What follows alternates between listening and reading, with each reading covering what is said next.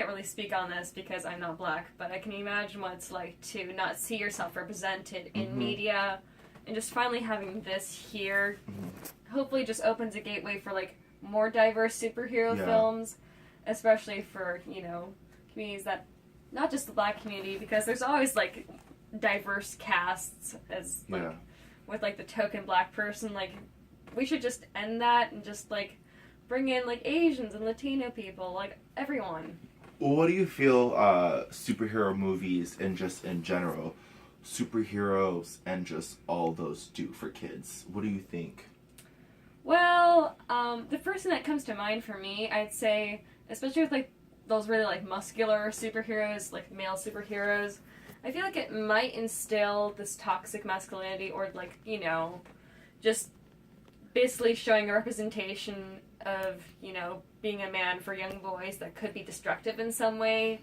Like, when I see little kids wearing, like, these Halloween costumes with, like, the six-pack on there, I kind of feel like it's pressuring kids into a certain mold. That's my first problem with it. And then my second problem is, why are all the female superheroes, like, skin-tight bodysuits and, like, Wonder Woman is just in a bathing suit and boots. Like, Gal Gadot did an amazing job, but I gotta say, like, why do they have to wear all these showy things while male superheroes are literally, like, Iron Man's just, like, covered in metal, and, like, you know, you can't really see him, that kind of a thing. Thor has a cape. I definitely do see that, but, I don't know, I feel like also what superhero movies do is they also just inspire kids, and they show them that you could pretty much end up being whatever you want to be, and that, you know, that basically the archetypes of a hero and a villain, and that, you know, it tries to lean the kids on, you know, going on, you know, the hero side, obviously, and don't become the villain that you see on screen. Which, I don't know, looking at the posters, the costumes seem, I don't know, like, I mean, yeah, but, I mean, Black Panther has a six-pack and other stuff, too, and, like, Lupita's is, like, I don't know, their skin, but it's not. I mean, yeah, I definitely see that there's a lot of sexualization and over just toxification within the heroes. But did you know that Ryan Coogler, who is the director of the movie, is also directly from Oakland? Oh wow, that's amazing. That's awesome. And one of his many before this great films was the Oscar Grant movie. Oh yeah, Fruitvale? Yes, Fruitvale Station, which, speaking of, kind of leads into our next topic point. The Fruitvale Station, did you hear about the building that was supposed to be renamed? I did believe it was Frank Ogawa Plaza, but, like, when renaming, like, just taking, like, the namesake of, like, someone, you know, Frank Ogawa, like, I can imagine... I don't know, like, how they could, like, we should respect Oscar Grant and his legacy, but then we should take, you know, it's kind of like, can't quite exactly explain it, but are you trying to say that we shouldn't take away from Frank Ogawa? Yeah. Who is Frank Ogawa, by the way? Would be worth looking up. Yeah, I mean, if I don't know who he is, then how can I take something away from him? Well, what did you read earlier about the Frank Ogawa station? And like, what did you read was supposed to happen? Well, what I read was supposed to happen was that the Frank Ogawa Plaza was supposed to be renamed Oscar Grant Plaza, but fast forward to now, that hasn't happened yet. So Miss Thompson and I were talking about how, like, the renaming it Oscar Grant Plaza was kind of a way to, like, sedate the crowd and the rioting, just to calm down the situation, but they didn't hold their word. It's just giving a baby a pacifier and then just leaving it to cry again. Frank H. Ogawa was a civil rights leader and the first Japanese American to serve the Oakland City Council, of which he was remembered from 1966 until his death of 1994. So okay, so he is significant. Yeah, we can't take that away from him. Mm-hmm. Yeah, we can't take that away from him. But we also need to respect Oscar Grant. Asian people, because they're, you know, also people of color. Yeah. To unite and respect each other. So then, but there's also little, I don't think mercenaries the word. I think mercenary has to do with fire or something. No. but little rebels or something putting on the Fruitvale Station bar Oscar Grant Station instead. That's been going on. What do you think of that? I think changing the Fruitvale Station to Oscar Grant Station would be a good way to respect Oscar Grant without taking away from someone else. Mm-hmm. I think that would be a better change, especially to like memorialize, what happened. To put his name on the Fruitvale Station? Yeah, to put his name on there. Just, keep the awareness alive that this happens, that police can, shoot unarmed black people solely because they are black. And then, my hope is that, renaming it Oscar Grant can, spur this greater discussion on race relations in America for not, for, also white people to wake up and be like, hey, we're kind of at fault with this. We should change something. Well, let me ask you something. Do you guys know what happened to the guy that actually shot Oscar Grant? I do believe he was let out of prison early. How much time did he serve? That's worth looking up. The article that I saw was from 2011, and he was convicted in 2009, so that's just 2 years in prison. No, I'm pretty sure he didn't spend 2 years in prison. But, I mean, with many blue, and I'm going to say this for little words just because personal feelings and just my own past history, blue pigs that can convict crimes against black people get away with little to no time at all, with either having to serve community service or doing nothing at all. Actually, you don't even need to be... for murder? Yeah. Oh my god. You don't even need to be a blue pig. You could just be white. And, I mean, George Zimmerman, he was just a regular white citizen. Who, by the way, was told by police when he was on the phone with them to leave him alone. Yes. Let's not fail to mention that. He was on the phone with the police and they said stop following Trayvon Martin. And, of course, he didn't get convicted to prison or jail.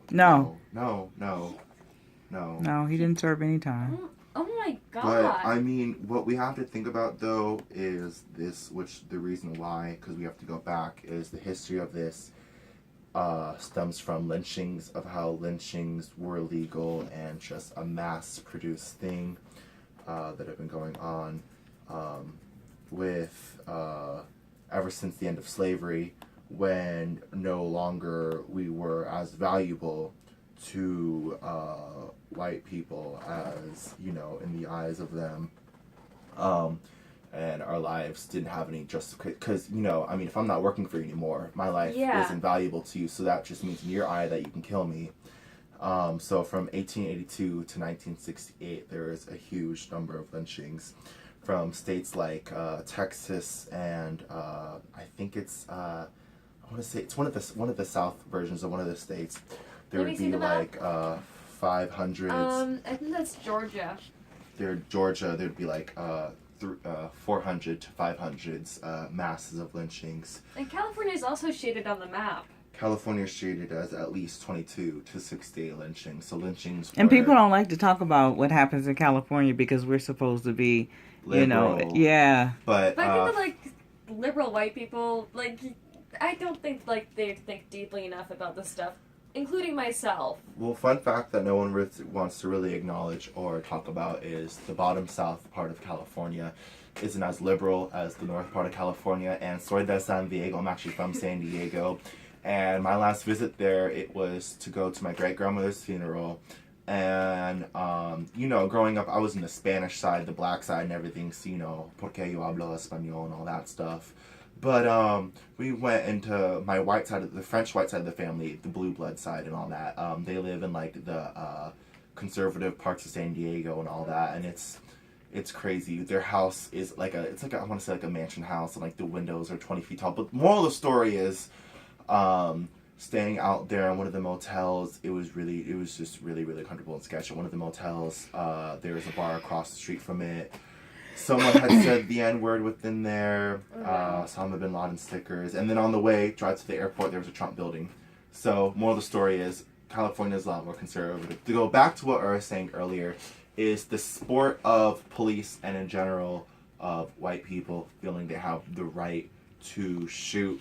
It's the sport of lynchings, which to go even further back, which I just realized, within the Haitian Revolution, when King George, or whatever Henry at the time writing his rules, there's one of the rules where a group of black people of suspicion that are in a group, you can break up at any part. So like that's why you can see that happen there. Or if a black person's on your property and you don't like him, you can shoot him on a dead spot. So rules that have been written down since the 1600s all the way from Europe are still into our system today, and that's the sport of being allowed to shoot, which a lot of people don't think and or know about. And do you think that this, like, just, you know, white people shooting black people, do you think that that would change at all if we, like, integrated the school system so that's not segregated, like, there's no low-income or, you know, upper-class schools, it's just kids randomly integrated within each other? Yes. Do you think that could be cured? It needs... No? No. Well... Because I don't think money is the root of it. No, it's hatred not. Is. So exactly. There are plenty of black people with money that have had problems racially, you know, moving into certain areas or, you know, trying to integrate their kids into what is considered the better schools, and their kids end up having a lot of problems racially, and it doesn't matter that their dad or their mom is rich. It just doesn't matter. Yeah. I wish money could be the answer, but it's just honestly it's hatred. Because what we have to do, I mean, yeah, it would be nice to integrate for the fact of, you know, peace and respect, and that, you know, you get to see how I am on a daily life, and you get to have respect for me and everything else on a more deeper level, and you can maybe even ignore what your parents have said about me and all that other stuff. But honestly, it just deeps back to this really, really old, hundreds and hundreds of year old system that roots from colonization and every law and rule that was put within that. And it's not until we go back to that and we really see from point A to all these European colonies thinking they can come and bombard Africa, which I remember growing up. I cried the day that I learned Liberia and Ethiopia were the only two countries not to be colonized. Everything else was cut as pie in half. Like, cutting the Great African Cake is what I heard in my world history. Is that what it's called? Yeah, the Great. Literally, white people. They went to. Okay, so there's this thing. I don't know what it's called, but there's the meeting where like everyone from like country or like country of the world or like continent of the world comes to one giant meeting. So everyone who was colonizing Africa came to the meeting, except for of course they excluded the Africans because they weren't going to let that happen. But it was like all the French, British, everyone that wanted part of it, and they literally cut Africa into cakes of what they wanted, which the reason why that has affected Africa to the day it was is because Africa was independent on its own of its own trading system. So when they made their own countries or their own states or anything else, that messed up how they were naturally being able to be independent on their own. And within colonization, you know, because global warming and all that economic destruction has been happening since colonization, since then. And during even those early days of the 1600s, Africans weren't able to produce the same plants that they had been living off of for thousands and thousands of years. And the white people came and said, oh, here's these cocoa beans. And that's why we have the mass production of chocolate that we have today. Which even within the chocolate industry, we have child slave abduction, which no one even knows about. Oh my God. But, so colonization. Hundreds and hundreds of It's years. so funny because I was just thinking about when we talk about Africa, we talk about, you know, how not only was a lot of the land stolen, but we often see the darker side of what's happening in Africa. You know, that they have no food and that's all true, poverty. Right? But they never show the wealthy. There's a lot of wealthy Africans. In fact, I'm looking online and I'm looking at 1, 2, 3, 4, 5, 6, 7, 8, and this is just 8. I can't go over all of them that are billionaires. Yes. Billionaires in Africa. 9.9 billion. One man alone has 9.9. One woman is $14.4 billion. Whoa. Yeah, they don't tell us these stories, and I think that, you know, it's a shame because if you didn't look up or do the research, you would actually think it's all, you know, kids with the red hair and the big bellies, and that they show in the commercials that want you to send money, right? UNICEF, that kind of a thing. Right. I'm not putting those down, but I'd like to see both sides. I need some balance because for a long time, I didn't want to go to Africa. I was like, I don't want to go. You know, I'm not a missionary. I don't want to go. It would be too much for me. Yeah. You know what I'm saying? But there are some very wealthy Africans still in Africa. Did we do wrong? Were we done wrong there? Of course. Did anybody ever seen Blood Diamond would know that. We were done wrong. But there's a prevailing side to Africans. There's a prevailing and a determination and a sheer desire to make it regardless, that I think needs to be portrayed. Yes. Let's see the good, bad, and ugly. Because, and this is really messed up that, like, I hate wanting to admit and say, but, like, I mean, it is what it is. But, like, growing up, because, all I really did see were those commercials of, like, 5 cents a week could help save this child. And growing up, I really only thought Africa was really just a poor, poverty country. And it wasn't until we had a middle school assembly where this lady who's like part of an organization showed us slides and pictures of Africa, and I was like, damn, wait, that's my home country? Like, wait, Nairobi that's has what's skyscrapers? there? Exactly. And that's what I was like, wow, like that, I felt really messed up. I was like, dang, like, that's just, wow, the projection of it. I feel like we're not giving people in Africa enough credit at all whatsoever. And, like, we're just talking about Africa as, like, one country. Like, people think, when people say to me, what's your favorite country? Africa. Africa's a continent, first of all, sweetie. I'm going to need you to take 5 grades back and go back. Just hold on. Here's just a little anecdote that I have. I have a world map on my wall, and I love to look at it. But I took this online quiz, and turns out I can only label 43% of African countries, even though I'm just like, okay, so that's Togo, that's Benin, that's Sierra Leone right there, but still can't label them all. Like, maybe we should, and school doesn't require that we know where the heck these countries are. Yeah, Americans and yet are we're really forced bad with into, geography. like, calculus and stuff like that when we just want to be musicians. Yeah, well, Americans are really bad with geography, but, Like, on Jimmy Kimmel, there's, like, this one segment on, like, they went around asking people if they knew where North Korea was on the world map. Oh, no. Yeah, well... Failure, absolute I know that failure. had to be hilarious.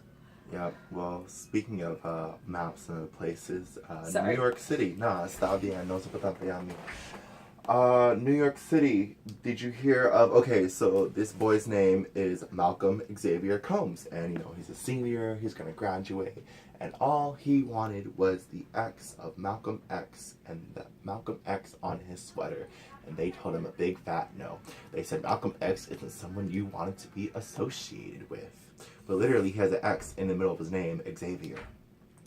I think that's BS to, like, not allow him to put Malcolm X on there. Like, Malcolm X is, I'd say, of what I've observed, a very important, black historical figure.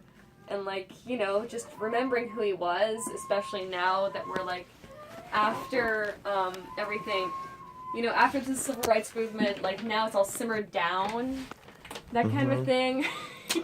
Like, we should remember, like, what the heck is going on, like, and also, like, we're forgetting, like, I feel like some of the lessons that we have are not being passed down. And, like, people are taking the education for granted and things like that. Well, with Malcolm X, as many Black history makers, they'll pose Malcolm X as a threat and other stuff, which is highly just uncool. Like the Black Panther Party, like they'll literally label the Black Panther Party as a terrorist group, which doesn't make any sense at all, considering the Black Panthers only wanted to do was defend black children in the black society and defend the white people that were going on and attacking, because there was a lot of stuff going on in the civil rights movement. And yet we don't call white supremacists terrorists. Like at the riots in Charlottesville, like there were barely any police on the scene, but like a peaceful black protest has Terrorists, honey, there's a funny thing that when it comes to terrorists, honey. So my theory when it comes to terrorists, honey, is America likes to call all sorts of brown people and everyone else, terrorists, like if you wear a head wrap or whatever, oh, you're a terrorist. But yet, honey, America has had its own terrorist group called the Ku Klux Klan since like 1700s, and they're legally allowed to be here. So it's okay to be a terrorist in your own country and terrorize people of color if you're white. But you could be brown skin color, have your own religion, be peaceful AF, minding your own business, and all of a sudden you're called a terrorist. Yeah, I followed this woman on Instagram. She has this yes, I'm hot in this. She's a Muslim woman who is like posting little comics of her experiences as a Muslim person and like the assumptions that she faces because she wears a hijab, that kind of a thing. Yeah. But, I mean, it's just kind of like, we have to think about it, though. Like, this kid, literally, he was pulled out of class and told that this pulled out of class? They pulled him out of class to tell him that a man who said, a man without education, you have nothing, is someone he shouldn't be associated with. Oh. And it's like... Isn't that, like, you know, like, censoring, like, the kind of ways he expresses himself? Isn't that, like, putting limits on him? Exactly. And also... This is just what makes me think, because, like, I know I'm very fortunate to be in California and all that stuff in my little Oakland bubble, but, like, obviously we see there's a disconnect with, like, information that's literally just being told. People literally raising their kids, or just their education system is literally brainwashing them to believe all this stuff, and it's just, like, really everyone, until we get everyone on the same loop and on the same page, and we nip it in the butt, it's not going to happen. Because I have a theory, which I developed this after working with Miss Dolores for such a long time, where if hate could be taught to the point of bombing little girls, and in our Armenian genocide no one even knows about, then hate can be brainwashed. And also genocide in the Dominican Republic as well. Yes. Then ignorance can be brainwashed to the point of all the mess we have today. Yeah. And, wait, Dominican Republic genocide? Wait, Dinello, tell me what? Basically... There's this thing where, like, there's the Haitian side and the Dominican side. See. And then there's the border right there. Yeah. And the Dominican Republic was mostly white people and, like, pale people, and the Haitian side was mostly black people. And then there's this, like, there's a leader, I can't remember his name, I can't remember all the details. Just the Jess. Okay, so basically, on the border was where there were these integrated communities of light-skinned people and dark-skinned people. Yes. And there was basically this massacre where, like, Haitians didn't speak Spanish, so they couldn't say a certain word. I think it was the Spanish word for parsley. Mm-hmm. And basically, like, just these Dominicans went on this shooting rampage, shooting people they couldn't pronounce the Spanish word for parsley properly because they assumed that then they were Haitian and black and, you know, should be killed. It's just like... Well, girl, I'm Creole. My people derive from Haiti. Literally, like, my grandma, like, confirmed that, like, my people come from Haiti. So that's some uncomfortable tea right now and got me feeling some type of way. I'm actually going to go to República Dominicana, Dominican Republic this summer for a charity event.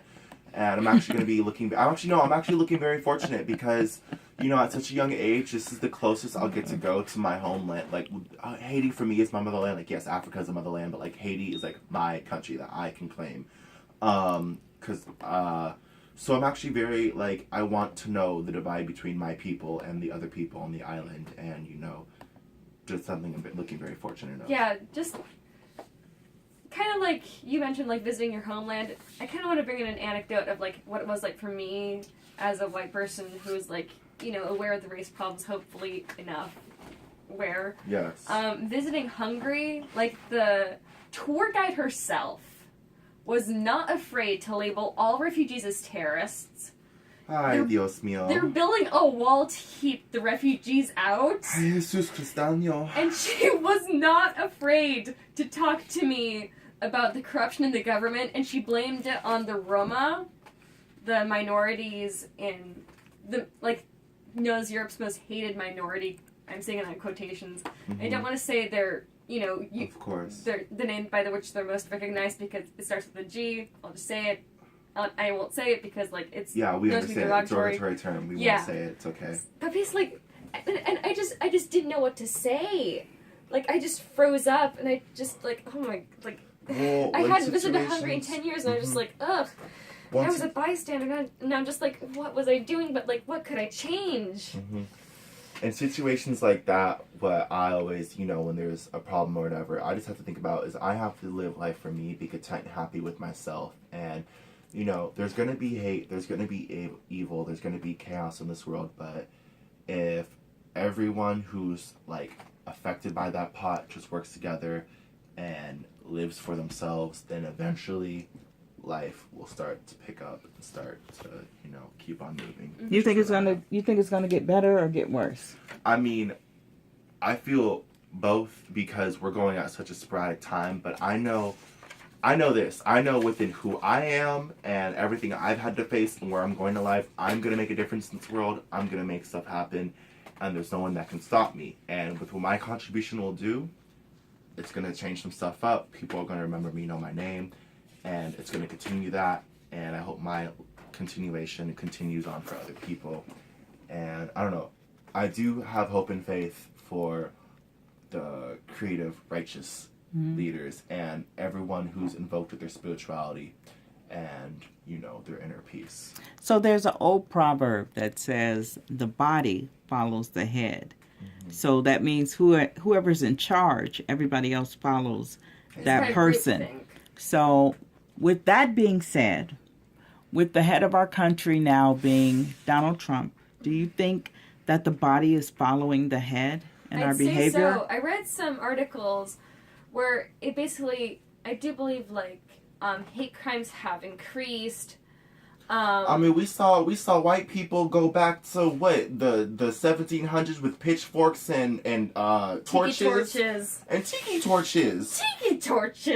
I mean, yeah. Well, the body is definitely following the head right now, but you know. Like with the body, there comes the sporadic nerves and the ligaments that necessarily are the clogged arteries. And I myself am a clogged artery, and I will not follow this head, and I will rebel against this head till this head falls down, baby, and the body is disintegrated, and we all live in happily, peaceful ever after. Trump, if you're watching me through the camera right now, hi, honey. Hi, honey. But, yeah, you know, I mean, shoot, because I'll definitely say also there's this one incident. I was wearing a poncho. I got it from LA from a Mexican man, because, again, soy de San Diego. And one of the white kids at this school, because he was wearing some really, really gross mayonnaise poncho pants. And he said, oh, my God, my pants plus your jacket equals a drug dealer. And I was like, what? I was like, oh, you're a racist. You're a reflection of your president. Please don't talk to me. And, yeah. So, you know, I see people that are a reflection of the president. I give my little side eye, and I keep on moving, keep on going, and I support my people, and that's what it's about. So, in conclusion to today's show, I'm just interested to know very briefly, in fact, we only have 2 minutes, 1, 2.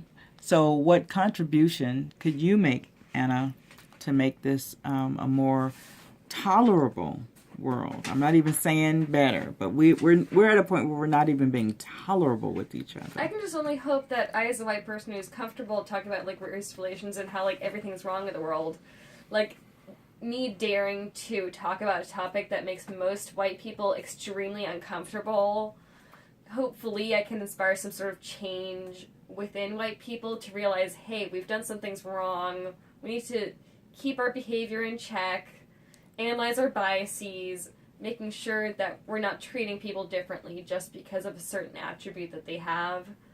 And then also, hopefully I can learn to advocate for the autism community because I am part of it. I recently learned but took me 17 years to get my diagnosis, even though I was quite certain I had it at age 12. My mom was afraid of me getting assessed because she was afraid of stigma. So, you know, hopefully I can do something like that and elevate the people who have, like, intersectional autistic experiences as well. I'll say for me, I believe that the fashion industry is a very, very controlling part of the head, and I know I will claim my reign as king of the industry, break borders and walls of what is masculine and all that stuff, because, I mean, obviously, you see my face is beat for the gods, and I do look good in it. And, bring more people of color into this fashion world, from light skin to dark skin and all the out-of-tweens and in-betweens. And, yeah, basically, just, you'll have to see what I do. But thank you for joining us for this special edition of Information Friday. We hope you have been informed. I'm your host, Himeros, along with my co-host, Anna Illis.